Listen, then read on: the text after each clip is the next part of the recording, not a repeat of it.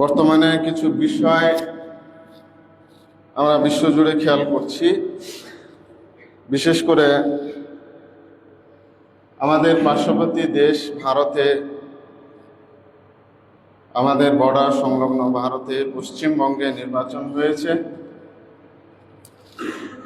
সেখানে একটি দল বিজয়ী হয়েছে, আমরা জানি তারা হচ্ছে বিজেপি দল বা ভারতীয় জনতা পার্টি, বা আরেকভাবে যদি বলি উগ্রপন্থী, উগ্র হিন্দুত্ববাদী একটি দল ক্ষমতায় এসেছে। তারপর থেকে আমরা খেয়াল করছি যে আমাদের মুসলিম ভাইদের প্রতি নির্যাতন নিপীড়ন চলমান, মসজিদ ভাঙচুর, সেখানে তাদের দোকানপাট ব্যবসা বাণিজ্য সর্বত্র হামলা হচ্ছে আমরা দেখতে পাচ্ছি। আর ঠিক তার আগে থেকে আমাদের বাংলাদেশ ঘেঁষে আরেকটি রাজ্য, আরো সবগুলো রাজ্য আর কি, মেঘালয় বলেন আর আসাম বলেন, সবগুলোতে কিন্তু উগ্র হিন্দুত্ববাদীরা ক্ষমতা, অর্থাৎ কট্টরপন্থী চরমপন্থী দল ক্ষমতায় রয়েছে। এই রাজ্যগুলোতে তো নিয়মিত মুসলমানদের নির্যাতন চলছে। আমরা গাজার কথা বলি, ফিলিস্তিনের কথা বলি, দেখি যে তারা তাঁবুর মধ্যে বসবাস করছে, তাদের বাড়ি ঘর সব ভেঙে দিয়েছে। কিন্তু আসামে কিন্তু ঠিক সেম চলছে। তা আমাদের বাংলাদেশের মিডিয়া কিন্তু প্রচার করে না, এটা খুব দুঃখজনক। আমাদের দেশের মিডিয়া ভারত দ্বারা অনেকটা মনে হয় নিয়ন্ত্রিত। এজন্য ফিলিস্তিনের খবর পাইল, যেটা হাজার হাজার মাইল দূরে, কিন্তু পাশে থাকা প্রতিবেশীর আমরা অবস্থা জানতে পারি। আসামে কিন্তু লক্ষ লক্ষ মুসলমান ঘরহীন, বাড়িহীন, সম্পদহীন বসবাস করছে তাঁবুর মধ্যে। তাদের ঘর বাড়ি সবকিছু বুলডোজার দিয়ে ধ্বংস করে দেওয়া হয়েছে, মাদ্রাসা মসজিদ ধ্বংস করে দেওয়া হয়েছে। এবং এটা নিত্য নৈমিত্য বিষয়। আর এতদিন সেকুলার গোষ্ঠী ক্ষমতায় ছিল, যেটা মমতা বন্দ্যোপাধ্যায়, তাকে সরিয়ে দিয়ে এখন ক্ষমতা নিয়েছে উগ্র হিন্দুত্ববাদ। আপনি চিন্তা করতে পারবেন না, এই পশ্চিমবঙ্গে 1947-এর পর কোনো উগ্রবাদী দল বা বিজেপি কখনো ক্ষমতায় আসে, সবসময় সেকুলাররা ক্ষমতায় এসেছে।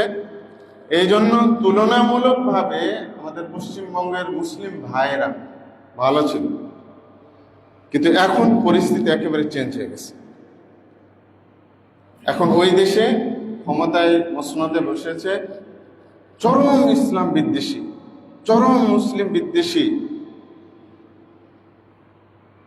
দল বিজেপি এখন ক্ষমতায়, নরেন্দ্র মোদী। ওই দেশের বিষয়টা আপনাকে বলি, পলিটিক্স বা রাজনীতির বিষয়টা হলো এরকম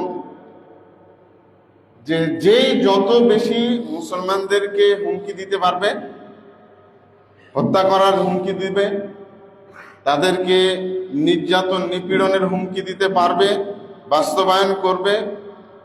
দুর্ভাগ্যজনক বিষয় হলো যে ওই দেশে ওরাই বেশি পপুলারিটি পেয়ে যায় অল্প দিন। শুধু ভারতের কথা বলছি না, সারা দুনিয়াতে এখন এমন অবস্থা হয়েছে। মুসলমানদেরকে নির্যাতন করার কথা বলবেন, ব্যাস পপুলারিটি পেয়ে যাবেন। তো এটা আমাদের জন্য, মুসলমানদের জন্য, বিশেষ করে বাংলাদেশের জন্য খুবই মারাত্মক, দুর্ভাগ্যজনক, হুমকির বিষয়। আপনি হয়তো নর্মালভাবে চিন্তা করছি, না ওরা ওদের বিষয়, ওটা ওদের আভ্যন্তরীণ বিষয় না। ওরা যে বিষয় বুঝে আমরা মুসলমানরা সেটা বুঝি না, আমরা চিন্তা করতে পারি না। আল্লাহ রাব্বুল আলামিন সূরা আল আরাফের ৮২ নম্বর আয়াতটা আপনি একটু দেখেন। আল্লাহ রাব্বুল আলামিন নিজে বলেছেন, লা তাজিদান্না আশাদ্দান নাসি আদাওয়াতাম মিনাল্লাযীনা আমানু আল ইয়াহুদা ওয়াল্লাযীনা আশরাকু। আল্লাহ তাআলা বলছেন যে নবী আপনি অবশ্যই দেখবেন, নবীকে বলতে কি সবাইকে বলছেন আল্লাহ, সবচাইতে উগ্র শত্রুতার দিক দিয়ে মুমিন ব্যক্তিদের জন্য সবচাইতে উগ্র গোষ্ঠী হলো দুই শ্রেণী। আল্লাহ তাআলা বলছেন দুই শ্রেণী, এটা আমার কথা না, আল্লাহ বলছেন আল ইয়াহুদা ওয়াল্লাযিনা আশরাকু, ইহুদি এবং মুশরিকরা, পৌত্তলিকরা, এই দুই গোষ্ঠী হলো মুসলমানদের সবচাইতে বড় শত্রু। আমি এই আয়াতের একদিন অন্যদিন আলোচনা রাখবো, ব্যাখ্যা, শুধু সংক্ষেপে বলি। আল্লাহ তাআলা নাসারাদের কথা এই আয়াতের শেষে বলেছেন, এদের কথা বলেছেন যে মাওয়াদ্দাহ, এরা ইমানদার ব্যক্তিদের প্রতি ইহুদি এবং মুশরিকদের তুলনায় একটু ভালোবাসা দেখায়। এটা আল্লাহ তাআলাই বলছেন, একটু ওদের মধ্যে দরদ আছে, কিন্তু মুশরিক আর ইহুদিদের অন্তরে মুমিন ব্যক্তিদের জন্য, মুসলিমদের জন্য সামান্যতম ভালোবাসার লেশ নেই, ওদের অন্তরেই নাই। এটা আল্লাহর কথা এবং বাস্তবিক। আপনি দেখবেন ইহুদিবাদী ইসরায়েল, ওই রাষ্ট্রের প্রধানমন্ত্রী ডাইরেক্ট হুমকি দিচ্ছে যে গোটা মধ্যপ্রাচ্যকে দখল করে গ্রেট ইসরায়েল গঠন করব, এবং এটা স্পষ্ট, মিডিয়ার সামনে এই কথা বলে।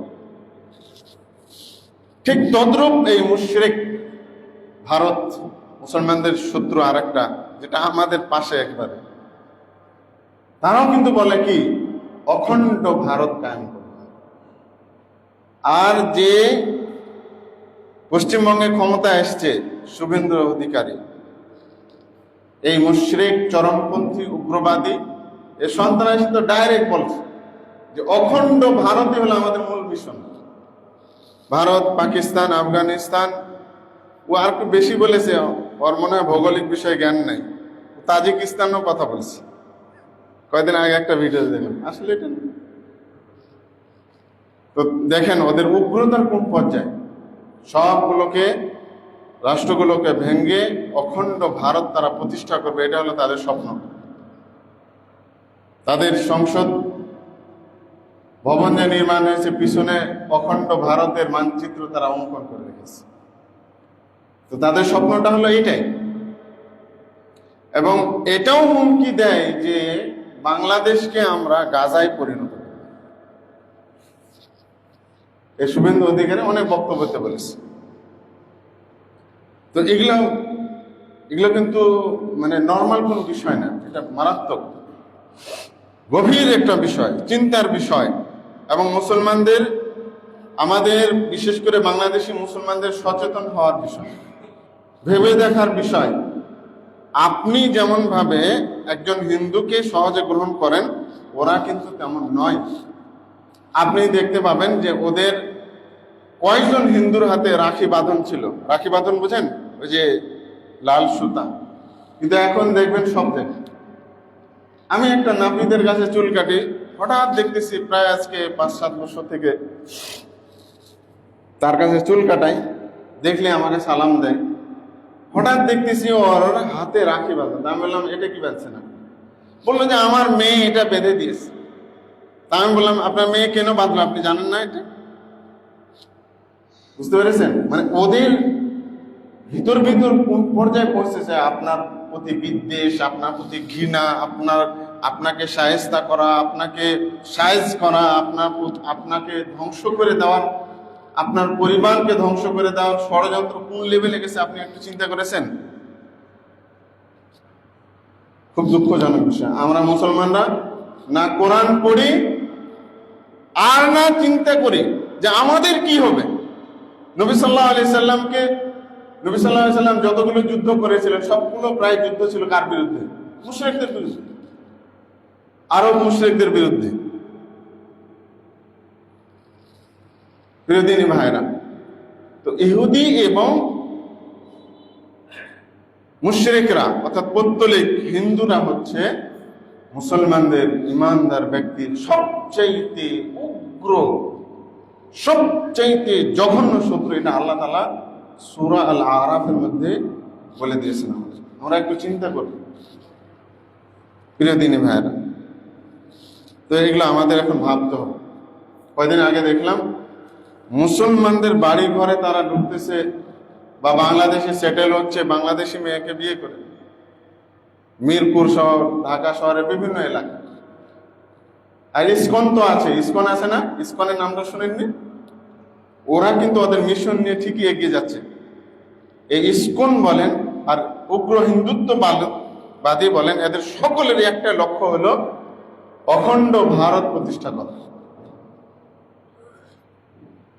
আর দুর্ভাগ্যের বিষয়, ওরা যতটা জাগ্রত, ওরা যতটা সচেতন তাদের ধর্ম সম্পর্কে, তাদের আদর্শ সম্পর্কে, তাদের চেতনা সম্পর্কে, ঠিক আমরা ততটাই বেখেয়াল, গাফেল, অবচেতন, অবহেলার মধ্যে রয়েছে। এটাকে আমরা গুরুত্বই দিই না প্রিয় দিনী ভাইরা, এটা গুরুত্ব দিতেই হবে। কারণ আল্লাহ বলছেন এরা হলো শত্রু মুমিনদের। এবং আল্লাহ সুবহানাহু ওয়া তাআলা সূরা আল আনফালের 60 নম্বর আয়াতে কি বলেছেন? ওয়া আইদ্দু লাহুম, এদের বিরুদ্ধে তোমরা প্রস্তুতি নাও।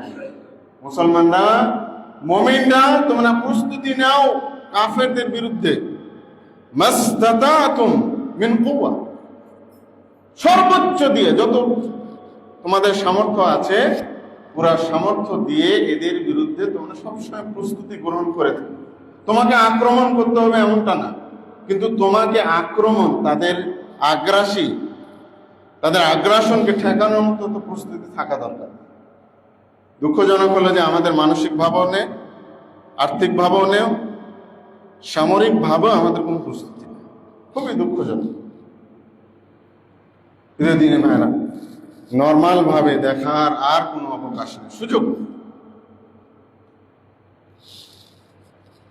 তো যা হোক, সমকালীন বিষয় এজন্য বললাম, একটু সবাই আমরা আমাদের ইমানি চেতনাকে একটু জাগ্রত করব, আমাদের দিনটাকে মহাব্বত করব। এজন্য দেখবেন যারা নিজেদের দিনকে যত বেশি ভালোবাসে তারা তত বেশি শক্তিশালী। আজকে বিজেপি এত শক্তিশালী হয়েছে কেন বলেন তো? ওদের ধর্ম হিন্দুত্ববাদকে তারা খুব কঠিনভাবে ভালোবাসে। বাংলাদেশে এসছে রাষ্ট্রীয় সফরে, পূজায় মূর্তি পূজা করতে। কোথায়? সম্ভবত নরেন্দ্র মোদী আসছিল না একবার পূজার জন্য, মন্দির পরিদর্শনের জন্য গেছে। কোথায়? সম্ভবত বরিশালের কোন এক এলাকা। জি, আপনি চিন্তা করতে পারেন তাদের মধ্যে ধর্মীয় চেতনা কোন পর্যায়ে, আর আমাদের মধ্যে ধর্মীয় চেতনা কোথায়? আমাদের রাষ্ট্র যারা পরিচালনা করে তাদের তো নাই, জিরো টলারেন্স। যারা আমাদের দেশকে যুগের পর যুগ পরিচালনা করছে তাদের মধ্যে তো আরো নেই। প্রিয়দিনী ভাইরা, আর আমরা সাধারণ মুসলমানরা মনে করছি যে না, ওরা তো ভালো, আমার সাথে ভালো ব্যবহার করে, ওর দোকানে গেলে আমাকে খুব মূল্যায়ন করে, আমার সাথে হেসে কথা বলে। গতকালকে একটা নিউজ দেখলাম, সম্ভবত বেলডাঙ্গা না কোন এলাকার এক এমপি ডাইরেক্ট মিডিয়ার সামনে ঘোষণা দিচ্ছে যে মুসলমানরা যেহেতু আমাদের ভোট দেয়নি, আমি কোনো মুসলমানের সনদে, সার্টিফিকেটে সই করব, আমি ইস্যু করব। ডাইরেক্ট বলছে এখানে মসজিদ থাকবে না, সব মন্দির হবে। আবার গরু জবে করাকে নিষিদ্ধ করছে পরশুদিন আইন করে। কোথায় আছি আমরা? আবার আশ্চর্যজনক বিষয় হলো কি জানেন, পৃথিবীতে সবচাইতে যারা গরুর গোস্ত রপ্তানি করে তার মধ্যে সম্ভবত 2 নম্বরে হলো ভারত। আল কাবির একটা কোম্পানি যেটা রপ্তানি করে সৌদি আরবে, মধ্যপ্রাচ্যের বিভিন্ন দেশে গরুর গোস্ত। ওদের মাকে জবাই করে ওই দেশে রপ্তানি করে, নাম দিয়েছে মুসলিম নাম আল কাবির, অথচ এর মালিক হলো একজন সনাতনী। চিন্তা করতে পারেন তাহলে উদ্দেশ্যটা কি? উদ্দেশ্য হলো মুসলমানদেরকে ঘায়েল করা, মুসলমানদেরকে সাইজ করা, মুসলমানদের অধিকারকে কেড়ে নেওয়া, মুসলমানদের সমস্ত অধিকার থেকে বঞ্চিত করা। আর এই জন্য তারা ভুয়া কিছু আইন করে ওই দেশের নাগরিকত্বকে কেড়ে নিয়েছে। এই পশ্চিমবঙ্গে প্রায় 40 লক্ষ মুসলমানের ভোটাধিকার কেড়ে নিয়েছে।